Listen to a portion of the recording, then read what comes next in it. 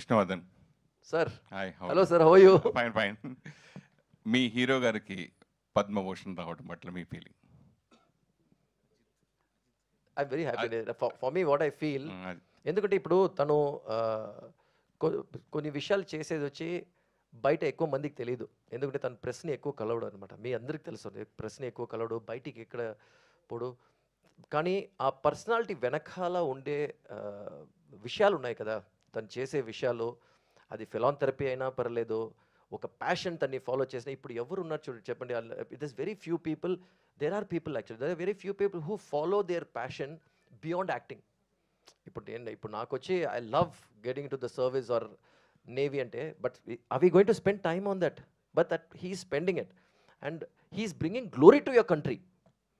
ఇప్పుడు రేసింగ్లో మన గవర్నమెంట్ ఇన్వాల్వ్ అవ్వకుండా, ఏది ఇన్వాల్వ్ అవ్వకుండా కూడా, that but they recognizing that. ఎందుకంటే హీస్ క్యారింగ్, ఎందుకంటే ప్రౌడెస్ట్ మూమెంట్ అండి అట్ దిస్ ఏజ్. ఇప్పుడు రేసింగ్లో ఒక టీమ్ ఫామ్ చేసి ఏ సపోర్ట్ లేకుండా అక్కడ వెళ్ళి పోడియం మీద నించునేది, బికాస్ రేసర్స్ అందరూ యంగెస్ట్ రేసర్స్ అండి.